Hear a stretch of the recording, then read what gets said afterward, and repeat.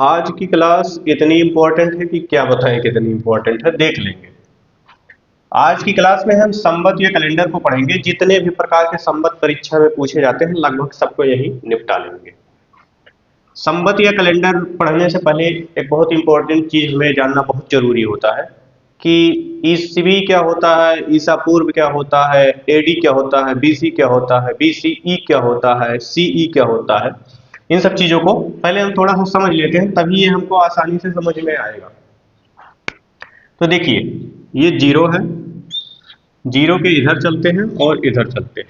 तो ये जीरो क्या है, तो इसे हम ईसा मसीह का जन्म दिवस मान लेते हैं, जिस दिन ईसा का जन्म हुआ।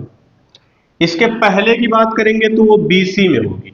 बीसी, बीसी का पूरा नाम बिफोर क्राइस्ट, अर्थात ईसा पूर्व। इसको हिंदी में लिखें तो ईसा पूर्व। और इसके इधर चलेंगे तो ये बात होगी एडी में। एडी का पूरा नाम एनो डोमिनी। एनो डोमिनी का अर्थ होता है in the year of God, ईश्वर के वर्षों में। In the year of God, अर्थात इधर ईसवी की बात होती है एडी में, और बीसी में ईसा पूर्व की बात होती है। लेकिन देखिए, यही एक शब्द बड़ा अजीब है, इसी के कारण इसका नाम बदल दिया गया। क्या है, यहां लिखा है ईसा पूर्व और ईसवी बिफोर क्राइस्ट, तो ईसा मसीह का जिक्र होता है। तो इसको धर्मनिरपेक्ष स्वरूप देने के लिए कि किसी धर्म का बात इसमें ना हो, देखिए इसमें कहीं ना कहीं क्रिश्चियनिटी का बोध हो रहा है। बिफोर क्राइस्ट लिखा है, ईसा मसीह के जन्म के पहले की बात है, तो इसको अब बदल के कर दिया गया है बीसीई। बीसी की जगह, बिफोर क्राइस्ट की जगह अब प्रयोग होता है बिफोर कॉमन इरा। बिफोर कॉमन इरा। और एडी की जगह अब प्रयोग होता है सीई, अर्थात कॉमन इरा। कॉमन इरा। तो ईसा पूर्व अगर लिखा हो तो ईसा मसीह के पहले, और ईसवी लिखा हो तो ईसा मसीह के बाद। ये जीरो लाइन जो है ये ईसा मसीह के जन्म को शो करता है।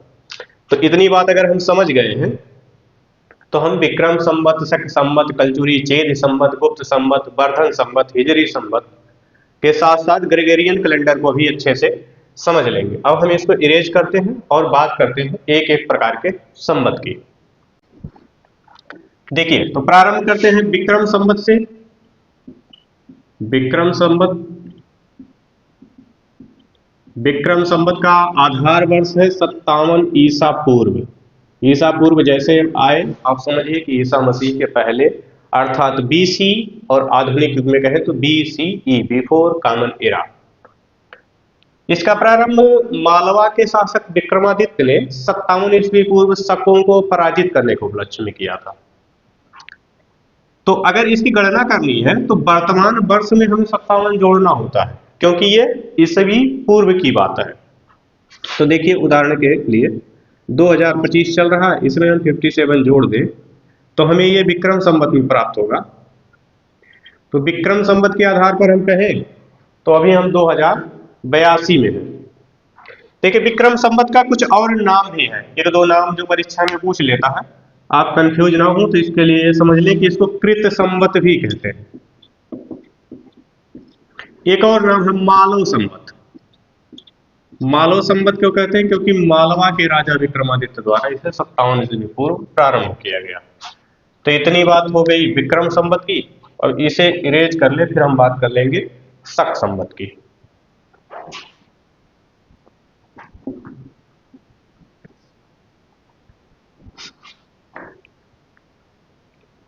देखिए, नंबर 2 शक संवत। शक संवत की बात करें तो इसका आधार वर्ष है 78 ईस्वी। ध्यान रहे, ईसा पूर्व नहीं है, ये ईस्वी है। कुषाण वंश के एक शासक थे कनिष्क, इन्होंने 78 ईस्वी में शक संवत का प्रारंभ किया, और इन्होंने भी शकों को पराजित करने के उपलक्ष्य में ही शक संवत का प्रारंभ किया। नाम से पता चल रहा है, शक संवत अर्थात शकों को पराजित करने के उपलक्ष्य में कुषाण वंश के शासक कनिष्क ने इस संवत का प्रारंभ किया।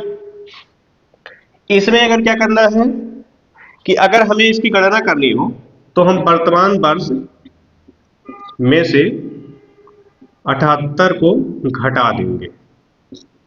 वर्तमान वर्ष में से 78 को घटा देंगे, घटाएंगे। इससे पहले अगर हम कहें कि आप 1947 में जी रहे हैं तो आप चौंक जाएंगे, लेकिन ये सही है। देख लेते हैं कैसे। तो अगर हम 2025 में से 78 को घटाते हैं तो हमें 1947 प्राप्त होता है। तो हम 1947 में हैं, लेकिन शक संवत के आधार पे। तो ये बात सही है कि हम अभी 1947 में हैं शक संवत के आधार पर। और इसकी एक महत्वपूर्ण बात यह है कि ये भारत का राष्ट्रीय पंचांग है। ये जो शक संवत है ये भारत का राष्ट्रीय कैलेंडर है। तो इतनी बात इसके बारे में हम ध्यान रखेंगे, इसको इरेज करेंगे, फिर हम बात करेंगे कलचुरी चेदी संवत की। देखिए नंबर 3 कलचुरी चेदी संवत। इसका आधार वर्ष है 248 ईस्वी। इसके प्रारंभ करता है ईश्वर सेन।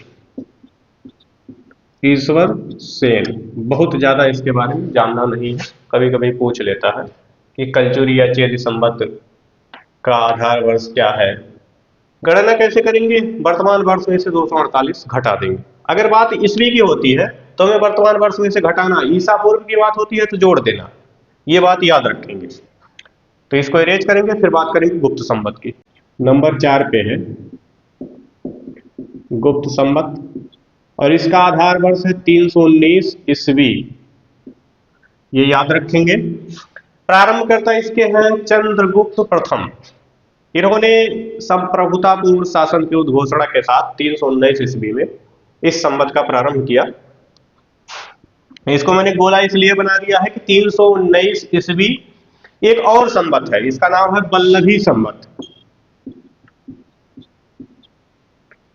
तो एक राजा थे बल्लभ वंश के, उनका नाम ही था बल्लभ। उन्होंने इस संवत का प्रारंभ किया, वल्लभी संवत का। ये भी 319 ईस्वी है, लेकिन दोनों में अंतर क्या है कि जो गुप्त संवत है ये ज्यादातर उत्तर भारत में प्रचलित था, और ये वल्लभी संवत की अगर हम बात करें तो ये ज्यादातर पश्चिमी भारत गुजरात के क्षेत्र में प्रचलित था। तो इसके लिए इतना ही। अब इसको हम इरेज करके फिर बात करेंगे वर्धन संवत की। वर्धन संवत, वर्धन संवत एक और नाम है हर्ष संवत। नाम से आप समझ गए होंगे कि हर्ष की बात हो रही है और वर्धन की बात हो रही है, तो हर्षवर्धन ने प्रारंभ किया था।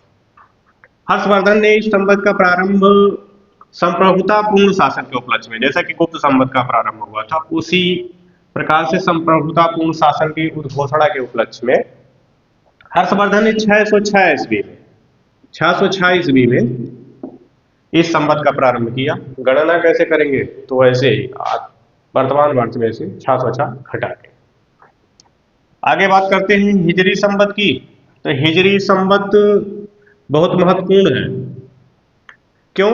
क्योंकि हिजरी संवत का प्रारंभ हुआ 622 ईस्वी, 622 ईस्वी में।